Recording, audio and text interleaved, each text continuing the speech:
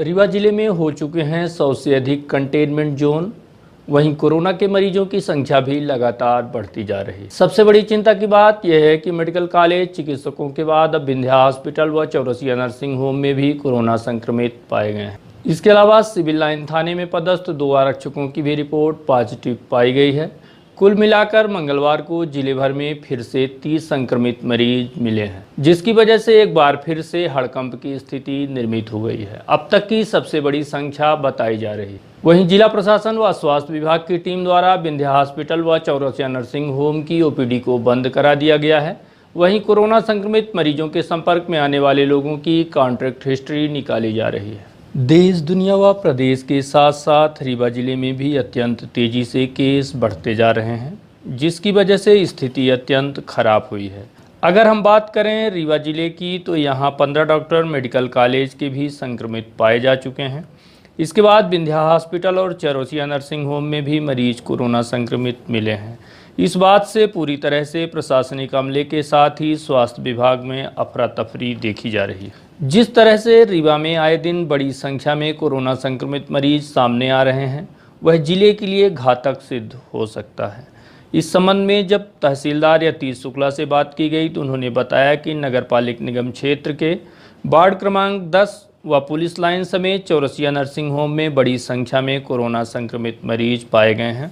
जहां जहां कोरोना संक्रमित मरीज पाए गए हैं, उस एरिया को प्रोटोकॉल के मुताबिक वहां की व्यवस्था बनाई जा रही है। रीवा नगर पालिक निगम क्षेत्र में लगभग 15 केसों की जानकारी मिली हम लोगों को अलग अलग वार्ड क्रमांकों में। उसी के हम लोग कॉन्टैक्ट ट्रेसिंग, साथ में पेशेंट की शिफ्टिंग के साथ साथ उनकी कॉन्टैक्ट ट्रेसिंग, सैनिटाइजेशन और कंटेनमेंट एरिया बनाने की कार्यवाही निरंतर की जा रही है।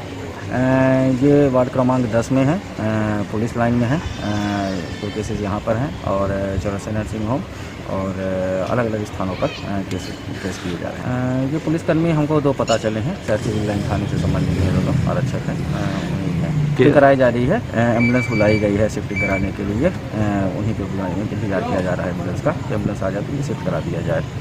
कॉन्टैक्ट ट्रेसिंग कर ली गई है।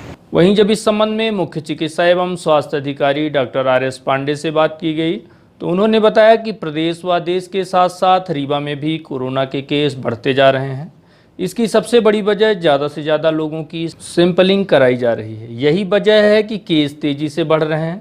अभी तक में रीवा जिले में 242 मरीज कोरोना संक्रमित पाए जा चुके हैं, जिसमें 22 से अधिक मरीज महज 24 घंटे के भीतर आए हैं। टोटल संख्या की बात की जाए तो अब तक में यह संख्या 30 हो चुकी है।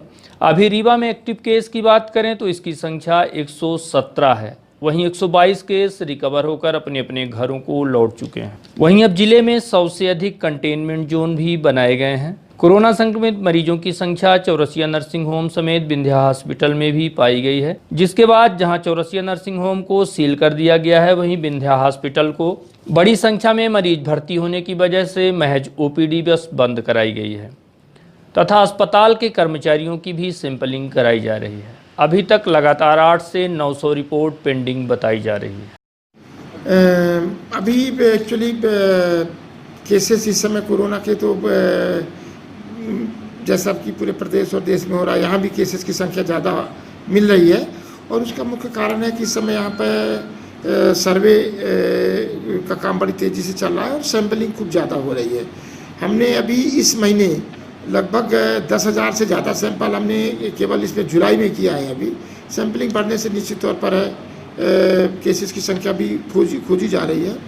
टोटल अभी हमारे पास इस समय वर्तमान में 242 केस अभी तक रीवा में पॉजिटिव आए हैं। आज हमारे पास 22 केस पॉजिटिव आए पिछले 24 घंटे में और वर्तमान में हमारे पास अभी 117 एक्टिव केसेस हैं और हमारे पास 122 केसेस को जो रिकवर होकर के स्वस्थ होकर घर जा चुके हैं और स्थिति ये है। बाकी हमारे पास रहने के लिए मरीजों के प्रधानमंत्री आवास है, जिसको डेडिकेटेड कोविड केयर सेंटर के रूप में चिन्हित किया गया है। 2 जगहों में हमने मरीज को होम आइसोलेशन के नाम पर भी रखा है। यहाँ ग्रुप में एक सीधी धर्मशाला है, वहाँ पर पूरे धर्मशाला को लेकर के उसमें करीबन हमने 15 जो कोविड पॉजिटिव पेशेंट हैं तो जिला प्रशासन की अनुमति से वहाँ रखा हुआ है। और एक गोढ़हार मोड़ के पास हॉस्टल है, वहाँ भी 9 लोगों को होम आइसोलेशन के नाम पर रखा गया है, पेशेंट को आइसोलेशन में रखा गया है। और बाकी जो भी नियमानुसार प्रोटोकॉल के तहत उपचार है उसकी व्यवस्था की जा रही है। अभी तक टोटल हमारे पास कोरोना पॉजिटिव मरीज 242 अभी तक पूरे अभी आज तो हमारे पास 22 केसेस आए, मतलब पिछले 24 घंटे में 6 बजे सुबह तक के 22 केसेस कल प्राप्त यहाँ पे पॉजिटिव आए हैं और उसी हिसाब से अभी हमारे पास एक्टिव केसेस की संख्या 117 है। कंटेनमेंट एरिया कितने बनाए गए? कंटेनमेंट एरिया क्या रेगुलर बढ़ते चले जाते हैं, जिनका टाइम पूरा हो जाता है उसका वो हो जाता है। अभी हमारे पास लगभग 100 से ऊपर कंटेनमेंट एरिया हो चुके हैं। चूँकि केसेस की संख्या 14 दिन तक कंटेनमेंट बनाया जाता है तो मरीज छुट्टी होने के बाद भी कंटेनमेंट एरिया 4 दिन तक और चलता रहता है। तो ये अभी इसका शाम के वो करते हैं पूरा कैलकुलेशन कि कितने बने कितने घटे, तो उस हिसाब से अभी लगभग 100 से ज़्यादा ही कंटेनमेंट एरिया। ये सही है कि चौरसिया नर्सिंग होम में एक पॉजिटिव पेशेंट वहाँ पे एक्सीडेंट का केस आया था, हड्डियाँ में फ्रैक्चर था, उसकी सर्जरी की गई थी, उसका उपचार किया गया था, उसके बाद जांच कराई गई तो पॉजिटिव आया।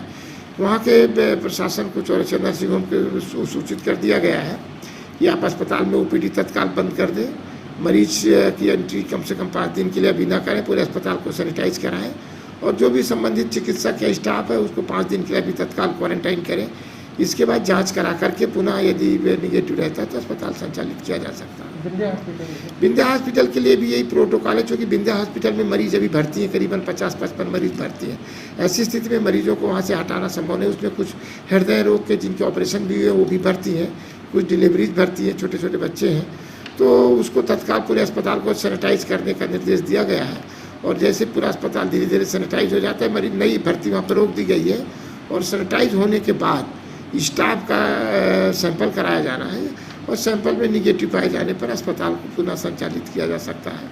अभी तत्काल बंद नहीं किया गया है, लेकिन ओपीडी का कार्य पूरी तरह से बंद कर दिया गया है। स्थिति है नहीं, रिपोर्ट्स तो हमारे पास लगभग 500 जितने सैंपल हम पिछले दिन भेजते हैं वो सब रिपोर्ट पेंडिंग हो जाती है। कल हमने 596 सैंपल भेजे थे तो 596 में कुछ रिपोर्ट की कल की तो आ चुकी हैं, बाकी तो दिन भर आती रहती हैं। ये पेंडेंसी बताना तत्काल में संभव नहीं हो पाता है। लगभग हमारे पास पूरे रीवा जिले में लगभग अभी करीबन 800 से 900 रिपोर्ट्स हमारी पेंडिंग चल रही हैं। 500 तो एक ही दिन की रहती हैं, तो पिछले दिन की रहती है, उसके कुछ पिछली भी रिपोर्ट्स है 1-2 रोज़ पहले की यदि नहीं आ पाती तो पेंडेंसी में जुड़ती जाती है। तो लगभग 800 के आसपास की रिपोर्ट तत्काल में पेंडेंसी हो सकती है।